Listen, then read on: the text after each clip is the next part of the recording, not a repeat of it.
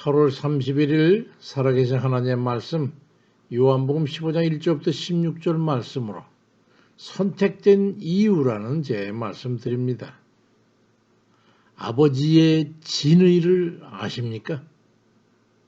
하루는 아들이 서당에서 돌아왔는데 책보를 끌러 오늘 공부한 것을 말해보라고 하면서 보는데 아주 귀한 붓이 거기 보여서 아들에게 물어봅니다. 아니 어디서 이런 귀한 붓을 놨느냐? 그러니까 아들이 머뭇거리면서 말을 하지 못하는 거예요. 그 아들을 다그치니까 수달 모로 된 붓이 너무 갖고 싶어서 아버지 은장도를 갖다 주고서 바꿨다는 거예요. 그날 아들은 회초리로 종아리에 피멍이 들고 살이 찢기는 그런 아주 호된 매를 맞았습니다. 근데 이튿날 아침에 아들이 보니까 많이 아프려 했는데 종아리가 컸더라는 거예요. 그래서 보니까 종아리 면천이 감겨 있는 걸 봤습니다. 밤에 아들이 잠들어 있을 때 아버지가 약초를 짓져가지고 아들의 종아리에 바르고 면천으로 감아주고 아들의 얼굴을 쓰다듬어주고 간 것이었습니다. 아들은 그 후로 그때의 그 매를 훈계 삼아서 정직하고 바르게 자라서 큰 인물이 됐다고 합니다. 아버지의 아들 사랑과 아들의 아버지에 대한 신뢰가 잘 화합한 것이죠. 하나님 아버지께서 우리를 향한 사랑도 그와 같은 것임을 말씀하고 있습니다. 마태복음 15장 2절에 무릇 내게 붙어서 열매를 맺지 아니하는 가지는 아버지께서 그것을 제거해 버리시고 무릇 열매를 맺는 가지는 더 열매를 맺게 하기 위해서 그것을 깨끗하게 하시느니라 그리 말씀하고 있고, 그렇게 해서 이는 너희로 가서 열매를 맺게 하고 또 너희 열매가 항상 있게 하여 내 이름으로 아버지께 무엇을 구하든지 다 받게 하리 함이라고 요한복음 15장 16절에서 주님께서 말씀하셨던 겁니다. 근본에 접근해야 합니다. 하나님 아버지의 진정한 뜻이 무엇인가를 아는 것이 중요한 거지. 하나님께서 우리로 하여금 성결한 삶을 살게 하시기 위해서 우리의 마음과 정신을 훈련하시는데 고난과 아픔을 통해서 연단하시고 좌절과 실패를 통해서 훈련을 시키시는 겁니다.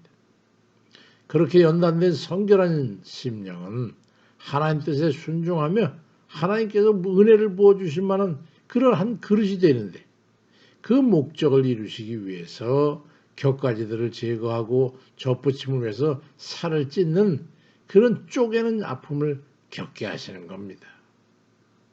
그러니까 고통과 연단에 초점을 맞춰 힘들어하고 괴로워하고 고통스러워할 게 아니라 깨달아지는 대로 아버지 하나님 뜻에 맞서 변화를 기하고 새로운 마음으로 거듭나는 그런 합력을 해야 하는 겁니다. 예레미야 29장 11절에도 나 여호와가 말하노라 너희를 향한 내 생각은 내가 알지만 재앙이 아니고 곧 평안이요 너희 장래에 소망을 주려 하는 생각이라고 그렇게 말씀하시는 아버지 하나님의 진리를 우리가 알아야 하는 겁니다. 고통과 괴로움을 통한 징벌이 목적이 아니고 아버지 뜻 안에 들어서 하나님께 주시는 평안의 은혜와 더해 주시는 풍성한 꼴을 받아 누릴 만한 그런 그릇이 되도록 하기 위한 그런 정결 훈련을 우리가 잘 감당하는 것이 중요한 겁니다. 하나님 은혜의 근본은 우리를 풍성한 꼴로 채워주시기 위해 우리 하나님께서 일하신다고 하는 겁니다. 언제든지 원하는 바를 채워주시는 하나님의 뜻은 준비되어 있는데 받을 만한 그릇이 되어 있느냐는 그런 거지요. 그래서 아버지 하나님 뜻에 맞춰서 하나님께서 이끄시는 대로 성결한 삶을 살아가는 것이 참 지혜인 것입니다. 우리가 하나님 뜻대로 삶을 살지 않는 한 하나님께서는 형통의 문을 열어주시지 않습니다. 그래서 주님께서 안타까운 심정으로 요한복음 15장 9절 10절에 아버지께서 나를 사랑하신 것 같이 나도 너희를 사랑했으니 나의 사랑 안에 거하라.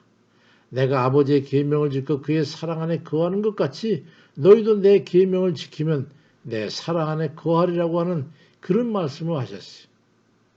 형통의 문을 열어주고 싶으신 거예요. 기도를 왜 들어주시지 않냐고 항변할 게 아니라 우리의 간구가 하나님께 들으실 만한 것인가를 먼저 생각해 보고 과연 나 자신이 하나님의 은혜를 받을 만한 그릇이 돼 있는가 하는 그걸 생각해 보고 어긋남이 없을 때 그때는 무엇이든지 구하면 되는 거예요.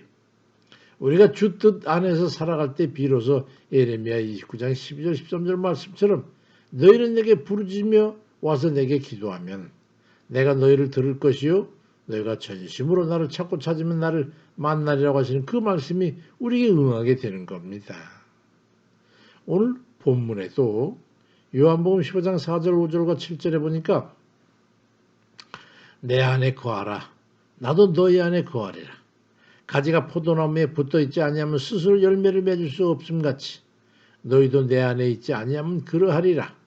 나는 포도나무고 너희는 가지니 그가 내 안에 내가 그 안에 거하면 사람이 열매를 많이 맺나니 나를 떠나서는 너희가 아무것도 할 수 없음이라.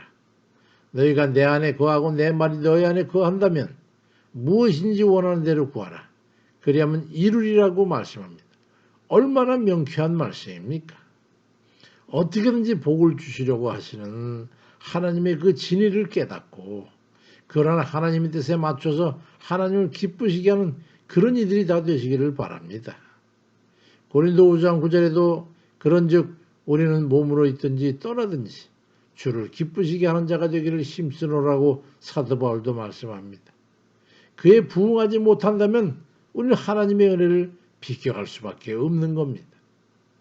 우리가 하나님의 백성이 된 것의 의미를 잘 알아야 합니다. 아버지는 그의 자녀들이 행복하고 무엇이든 아버지께 구하는 것을 다 받아 누리기를 바라셔서 우리를 그의 자녀들로 택하여 부르신 것입니다. 그러니 하나님의 택하심을 받은 자들처럼 그 뜻대로 살면서 열매를 맺으면서 주의 이름으로 무엇이든 구하여 받아 누리는 그런 복된 이들이 다 되시길 주의 이름으로 축원드립니다. 아멘입니다.